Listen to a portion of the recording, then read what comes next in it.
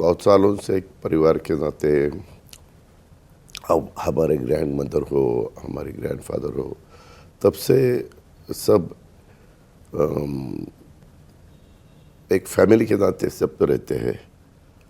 तो इसीलिए मेरे मन में आया कि ये फैमिली में जब एक दूसरे के खिलाफ खड़े हुए और खड़े होने के बाद तो एक हारने वाला था, एक जीतने वाला था। कोई भी जीतने वाला वो फैमिली का ही था, हारने वाला भी फैमिली का ही था।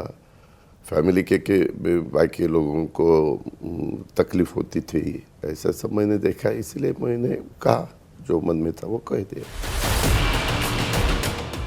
अजित पवार के इस बयान ने महाराष्ट्र की राजनीति में एक नई बहस शुरू कर दी है। अजित पवार ने अपनी पत्नी सुनेत्रा पवार को परिवार के पारंपरिक निर्वाचन क्षेत्र बारामती से सुप्रिया सुले के खिलाफ उतारने के फैसले को अपनी ही गलती मानी।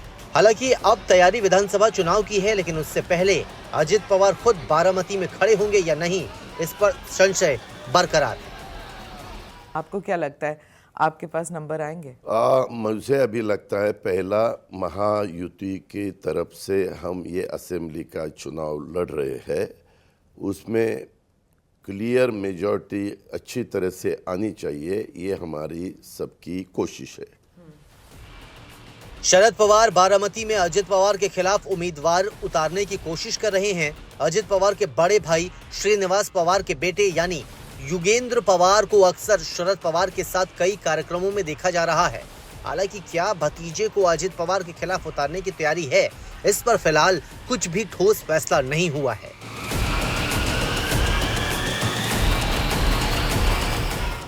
बारामती से 7 बार विधायक बनने के बाद अजित पवार ने ये चर्चा छेड़ दी है कि वो सही समय पर अपना निर्वाचन क्षेत्र बदलेंगे। बड़े बेटे पार्थ पवार के मवाल लोकसभा क्षेत्र से हार जाने के बाद सबकी नजर इस बात पर है कि क्या अजित पवार अपने छोटे बेटे जय पवार को बारामती से विधानसभा चुनाव में उतारेंगे। शेवटी काही लोकशाही आहे। मला तर फार काही त्याच्यामध्ये रस नाही आहे, कारण मी 7-8 निवडणुका केलेल्या आहेत।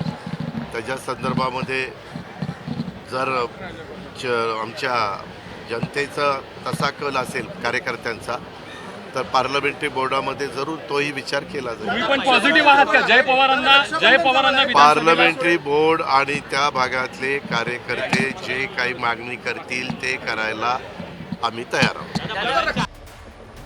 बेटे जय पवार को लेकर चल रही चर्चाओं को लेकर एनसीपी शरद गुट के एक और नेता प्रशांत जगताप का कहना है कि अगर ये फैसला सामने आता है तो इसके पीछे लोकसभा चुनाव के नतीजे हो सकते हैं कि बेटे वहां से चुनाव वहां से लड़ेंगे।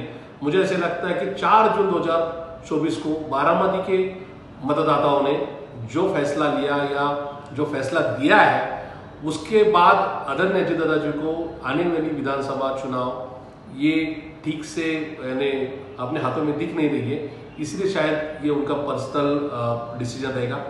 त्यांचा पक्ष आहे, त्यांचा तो अंतर्गत विषय आहे। त्यांनी कोणाला उभं करावं हा त्यांचा प्रश्न आहे, त्यावर मी काही बोलू इच्छित नाही। बारामती नाही तर पूर्ण महाराष्ट्रामध्येच महाविकास आघाडीबद्दल प्रचंड लोकप्रियता आहे, सहानुभूती आहे आणि अपेक्षा सुद्धा आहेत। बारामती विधानसभा चुनाव अब एनसीपी के दोनों गुटों के लिए साख की लड़ाई बन चुका है। पहला राउंड यानी लोकसभा चुनाव में बाजी शरद गुट के हाथ लगी, लेकिन दूसरे राउंड यानी विधानसभा चुनाव में जीत के लिए भीषण घमासान तय है।